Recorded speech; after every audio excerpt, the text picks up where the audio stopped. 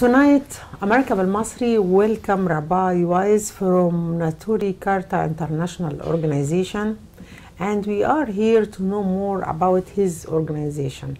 Good evening, Rabbi Wise. Thank you, and it's an honor to be on America Masri. America Masri is, I'm sure it will be an opportunity to spread the word to the world of the truth, inshallah, with God's help, of what is happening in Palestine. Inshallah.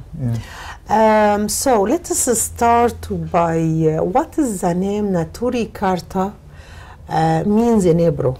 Yeah, first I pray to the Almighty that He should bestow upon me His truth, His wisdom, that I may be worthy of conveying His message, and so sanctify His name, and inshallah bring peace to the world.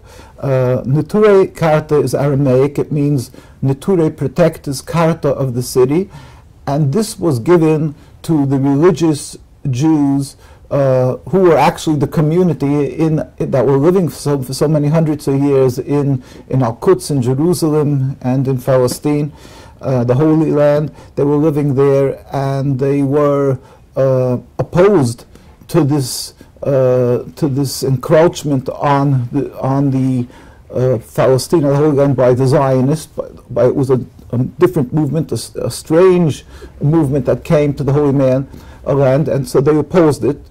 The ones who were very vocal were called Neturei Karta, protectors of the city. Mm-hmm. It comes from the Talmud, where it states that the rabbis asked their students to, when they're visiting another city, they should come back and report who are the Neturei Karta, protectors of the city. The Talmud is written in Aramaic. Mm-hmm. So when they came back, they said, oh, there's policemen, soldiers. The rabbi said, no, those are Machrivei Karta, destroyers of the city. Mm-hmm. The Neturei Karta are the wise men, the scholars, and they really are protecting the city.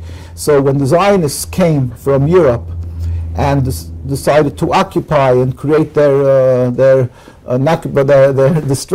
catastrophe, their state of Israel, the rabbinical authorities, who were very outspoken, were given the name Neturei Karta. Okay. And I think I should try to explain in short the difference between Judaism and Zionism, and explain what this is all about. But I understand. Right, yes. That's why you choose Neturei Karta? Yes, that's what the name was given more to the ones who were very vocal in opposition to the Zionists, were given the name, were called Neturei Karta. So it's a loose name given to the very people around the world today who are very outspoken against Zionism, referred to many times in Neturei Karta. Although around the world, the very religious Jewish communities, you'll find invariably, it doesn't matter if it is here in the United States, if in England or Canada. I just came yesterday from Canada for a demonstration against Zionism.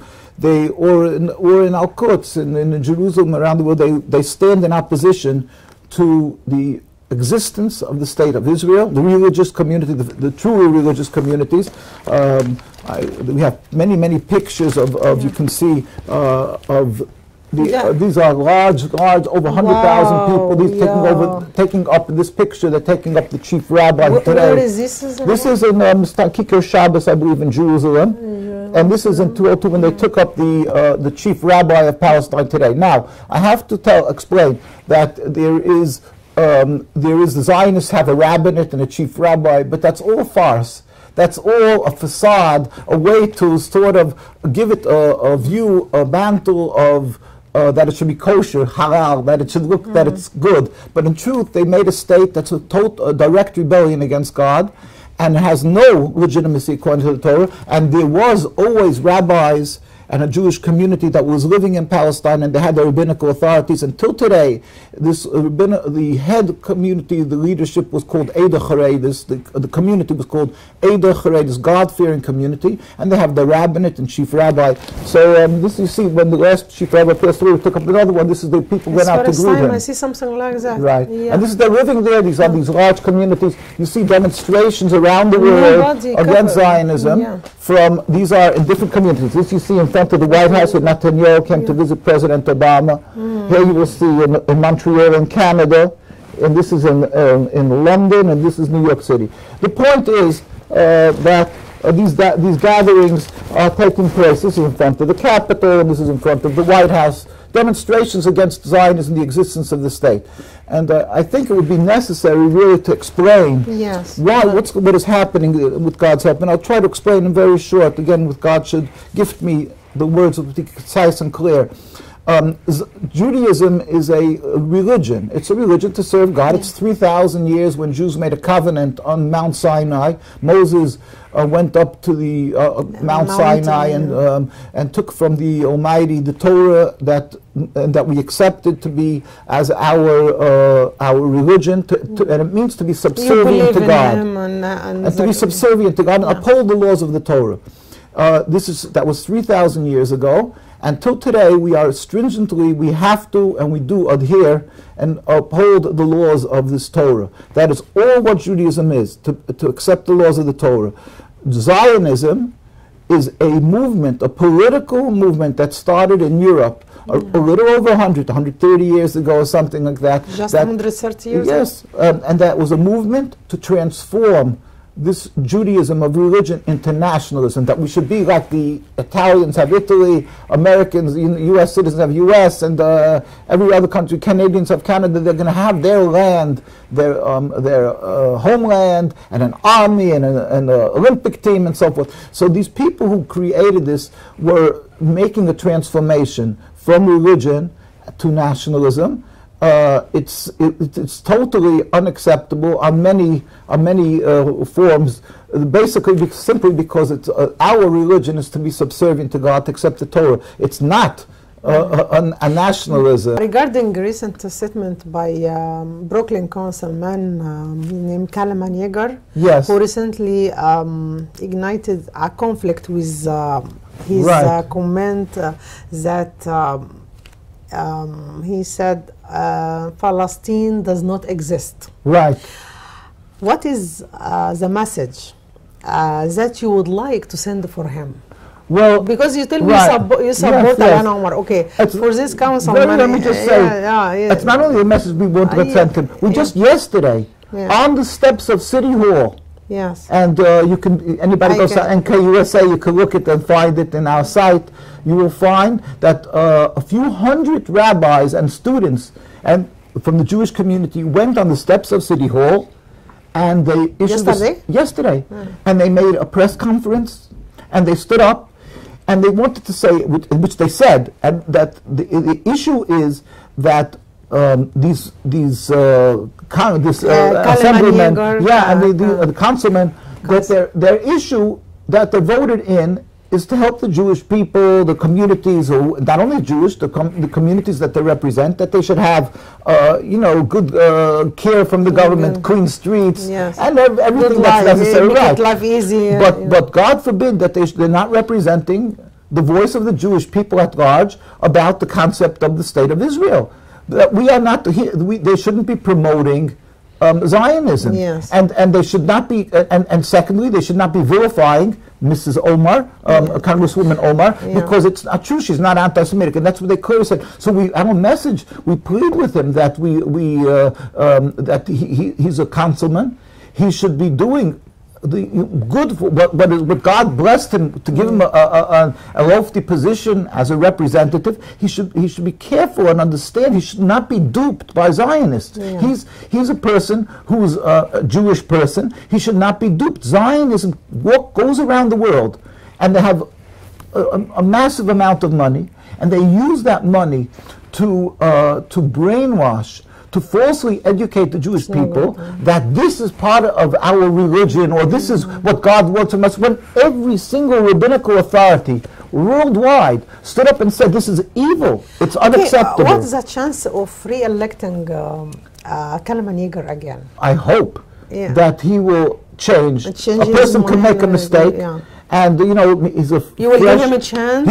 He's a fresh councilman, more or less. He's he's not that long in office, and he's and maybe he just like I said, sometimes there's pressure from the Zionists, and we constantly go every year to Washington. In fact, this just 2 weeks ago, we went in front of the White House and we marched from there to AIPAC with Al-Auda different organizations, and we pleaded with the people there. There's many but for him, officials. I will ask I you don't know. again, I'm not. Chance, like, I'm not a prophet. I can't say if he will win or not. And I can hope that there were so many rabbis who stood up and rebuked him for this. And said, this is not what you're here for, and you shouldn't be doing this, and you don't represent this concept at all. It's not the Jewish concept altogether. So you don't. I mean, it's all wrong. And every way you're looking at it, it's wrong. So we hope that whether he will win again, possibly first of all, he'll change his ways. He's representing the community, and so many people spoke up. Yes. You know, it's easy. People fall into the trap of Zionism and think that, you know, by supporting the thing that it's popular, but they don't realize what they're dealing with, because many people are afraid of being outspoken against Zionists because they viciously attack. Not only the non-Jews and Jews. In other words, it doesn't have to be phically attacked here. In Palestine, they physically attack, as we showed you. But here, in America, this is like pictures that we always carry around that they brutally attack. But in the United States, what they do is they have other ways of attacking. Like what? They you know, if people working for a business, they'll call the business and they'll put pressure that they should lose that they should not, that they shouldn't do business with them, buy or sell from them. If it's teachers, they try to put pressure on the board of universities if they're part of the teachers who are anti-Zionist. They do it to Jews and non-Jews alike. If it's politicians, they put pressure on they target if the politician who shows too much sympathy. We never accuse them of being inefficient. They are efficient, but they are against God, and they will not be successful. I mean, we have the writings how they hate the religion. For instance, you know, we have Theodor Herzl. He wrote in his own diary, and this is, of course, when we spoke traditional Torah position Zionism historic documents. So Theodor Herzl wrote in his own diary, and he wrote, the way to solve the problem of anti-Semitism is to speak to the head priest of Vienna to get an appointment with the Pope to make a mass conversion of all the Jews of Austria to Catholicism. It should be done on Sunday in the middle of the day with music and pride publicly. We are the last generation that held on to the faith of our forefathers. In other words, his solution, he wants to make a Jewish state, and the solution is that all the Jews should convert to another religion. It's mind-blowing. Is this a Jewish state? So what are you using the symbols of Judaism? It's so hypocritical. It's so false. And then Jabotinsky was the head, Vladimir Jabotinsky was the head of revisionist Zionism. In 1919 already, way before they made the say 1919, he wrote, because at that time they weren't trying to hide what they truly were. So he wrote in the Haaretz magazine, which is famous, and in those days already, he wrote in the article on October 22nd, 1919, he wrote, in the national home we will announce that those Jews who have on themselves the rust of exile, and they refuse to shave off their beards and payas, earlocks, will be second-class citizens and not have the right to vote. He's making a Jewish state. He couldn't be more anti-Semitic than that. The Jews who have beards and payas. All our rabbis go with this. It is the most greatest hypocrisy and false representation of Judaism. We plead, the people of Egypt, our brothers and sisters, people who gave us a home. I went to Egypt, thank God, a good few times, because we went to Gaza. So on the way to Gaza, we were in Egypt, and then I went a few times. We met with people there, many through, thank God. And we went to Cairo, and they made the ring road. Yes. Everybody knows the ring road to save from traffic. And the ring road, in order to build, well, I went the year after they invaded Gaza, the Zionists. We went with Viva Palestina. We went a good few times. We also, by the way, we sent medical aid, and we sent we sent an ambulance from to Gaza. So everything went through Egypt. So, and the point was, when we went to Egypt, we also went to the Jewish synagogues and so forth, and they have a big Jewish cemetery. The greatness in Egypt, they built this ring road, and it was over they had to build it over a Jewish cemetery. So they didn't disturb the graves. They built it for millions of dollars. They put it on pillars not to ruin the graveyard, because by us it's considered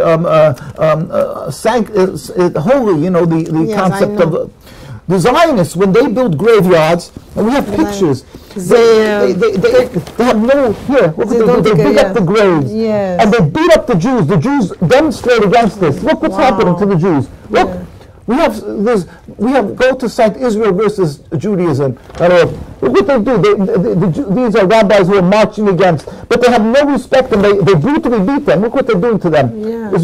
They're brutally beating the Jewish people. Simply why? Why are they doing this? Because they're standing there, because they're pleading, don't dig up the graves. Again, Egypt is these are Muslims and that. They have their respect. The way God wants us to. So we tell them, first of all, we thank the people of Egypt. Shukran. Always your organization, Neturei Karta International, you did good job, and we help as we can. And thank you again. Shukran, thank you for coming. It is an honor, a privilege, and thank you, people of Egypt. I would love to go. Egypt, we arranged to go visit in Egypt. I like to go to Gaza also. Yes, like I say, Elbi ma Gaza, Elbi ma Palestine. My heart is together with their suffering, and my heart is with them. But also we left a deep, indelible impression going to Gaza and visiting and remembering our rich history. And we will go Gaza together. Inshallah. God should help. Yes, God should help. So again, the greetings to the people of Egypt. God should bless. They should have a lot of success and to help, with God's help, to convince the world that we should stop this occupation, and it should be done speedily and peacefully without any more suffering. God should help. أشكر رباي وايز from Neturei Karta International إن هو عطانا الوقت ده كله، وإحنا هنا في بيته في أبو ستيت نيويورك، ويعني بنقدم رسالة الحقيقة من هنا اهو. احنا يعني امريكا بالمصري بتقدم رساله ما اعتقدش ان في حد قبلنا قدمها. رجل دين يهودي بيقول قلبي مع غزه.